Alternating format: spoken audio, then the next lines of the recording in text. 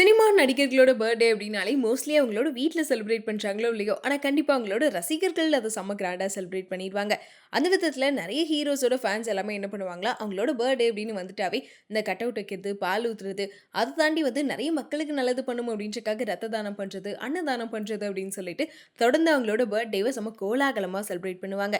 இப்படி எல்லா நடிகர்களுக்குமே ஒரு ஃபேன் பேஸ் கூட்டம் கண்டிப்பா இருக்கும். சொல்லப்போனா ரசிகர் நற்பணி மன்றம் அப்படின்ற பேர்ல நெறைய நல்ல விஷயங்கள அவங்களோட பேர வச்சு வந்து பண்ணிட்டு இருப்பாங்க. அந்த விதத்துல ராகவா லாரன்ஸ்க்கா இருக்கட்டும், சூர்யாக்கா இருக்கட்டும், கார்த்திகா இருக்கட்டும், ஸோ இப்படி எல்லா பெரிய ஹீரோஸ்க்குமே வந்து இந்த மாதிரி ஒரு ஃபேன்ஸ் கூட்டம் இருக்கும்.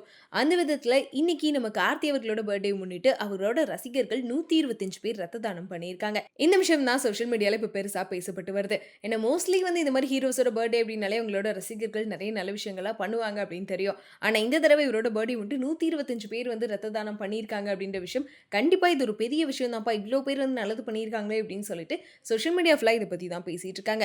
அதே மாரி இன்னொரு சர்ப்ரைஸும் இருக்குங்க. ஏன்னா தமிழ்ல சர்தார் 2, மார்ஷல் அப்படின்ற படங்கள்ல நடிச்ச நம்ம கார்த்தி அவர்கள் அடுத்ததா தெலுங்குல மேட் அப்படின்ற படத்த டைரக்ட் பண்ண கல்யாண் சங்கர் கூட இணைஞ்சிருக்காரு. இந்த படம் இவரோட 30வது படமா தான் உருவாயிட்டிருக்கு. இதுல அவருக்கு ஜோடியா நம்ம மீனாட்சி சௌத்ரி வந்து முதல் முறையா இணைஞ்சு நடிச்சிருக்காங்க. ஸோ இந்த விஷயம் இப்ப சோஷியல் மீடியா ஃபுல்லாவே வந்து செம்ம வைரலாவும் போயிட்டு இருக்கு. ஏன்னா கார்த்தி அவர்களோட பர்த்டே முன்னிட்டு ஹைதராபாத்ல இந்த படத்தோட பூஜையும் வந்து முடிஞ்சிருக்காம். அந்த ஃபோட்டோஸ், வீடியோஸ் தான் இப்ப சோஷியல் மீடியால செம்ம வைரலா போயிட்டு இருக்கு அப்படின்னு சொல்லலாம். அது மட்டும் இல்லாம இன்னும் இந்த படத்துக்கு என்ன டைட்டில் வைக்க போறாங்க, ஃபர்ஸ்ட் லுக் போஸ்டர் எப்ப ரிலீஸ் ஆகும் அப்படின்ற மாரி ரொம்ப சீக்கிரமாவே இந்த விஷயங்கள்லாம் வெளியாயிடும் அப்படின்ற மாரியும் வந்து அறிவிச்சிருக்காங்க. அப்புறம் இந்த படத்த நம்ம சித்தாரா என்டர்டெயின்மென்ட் நிறுவனம் தான் தயாரிச்சிருக்காங்க.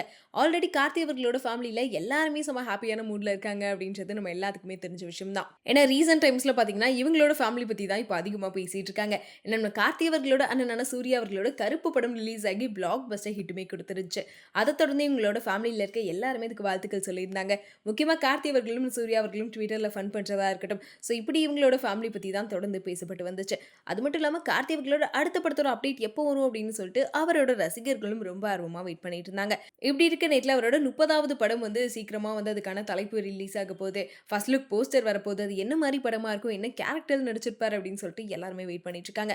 பிகாஸ் கார்த்தி அவர்கள பொறுத்தவரைக்கும் அவரோட படங்கள்ல கண்டிப்பா யூனிக்கான ஏதாச்சும் ஒரு விஷயம் வச்சு தான் குடுப்பாரு.